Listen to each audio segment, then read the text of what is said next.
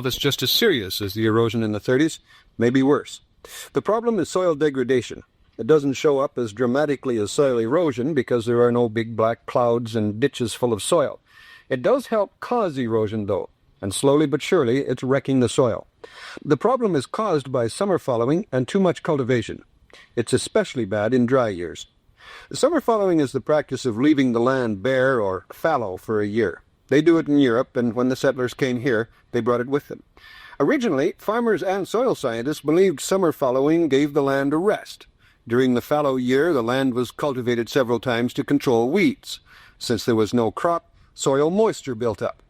Cultivating worked the stubble into the soil, which everyone assumed was good because it added organic matter. Farmers knew that land they fallowed one year grew a much better crop the next. What they didn't know is that summer fallowing actually robbed soil fertility in the long run. Before we can understand why, we have to change the way we think about soil.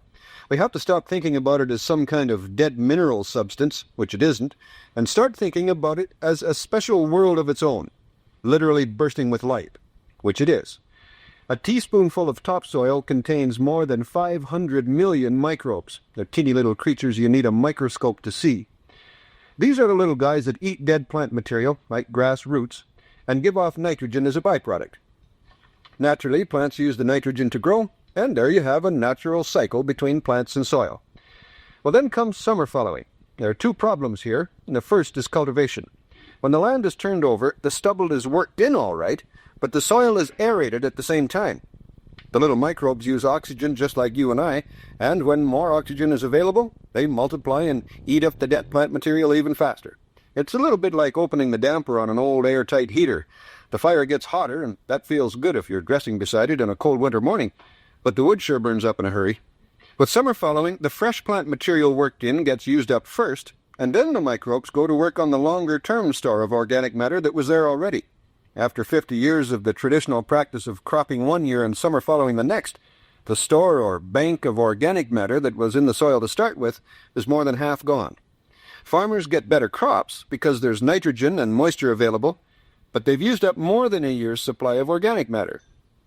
Well, the second problem with summer fallowing is that in the fallow year, no new plant material is added because there's no crop.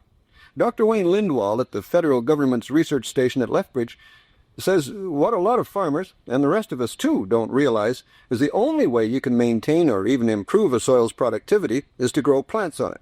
He says it's not the straw and stubble the farmer plows in that adds to a soil's fertility, it's the root system from a growing plant. Well, plots at the Lethbridge station that have had crops grown on them every year since the 20s have more organic matter than other plots that have been summer fallowed. So that in a nutshell is how summer fallowing hurts the soil. It robs it of organic matter, and that's bad. Organic matter not only gives the microbes what they need to produce nitrogen, but it also gives the soil structure and tilth. You could call it the glue that holds the soil together. Besides that, it helps the soil absorb and hold moisture. That helps protect it from drying out and eroding away. The more organic matter is lost, the more susceptible the soil is to erosion, and on it goes. This whole process of degradation has been going on ever since we started farming the prairies, but drought makes it worse.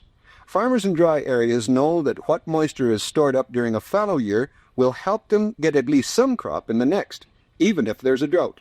Changing that practice could mean financial ruin. So a drought just encourages summer fallowing. There is a way around this vicious cycle. It's called zero-till farming, where the farmer doesn't plow at all, but it takes new equipment and new farming methods. Even then, yields usually drop for a few years while the soil microbes adjust to the new conditions. A farmer could go broke while he's learning the technique. If we really want to help farmers survive drought, and in the long run protect our own food supply, maybe we should pay farmers a little extra so they can afford to change. If we don't, we could end up with a desert one day. I'm Noel McNaughton.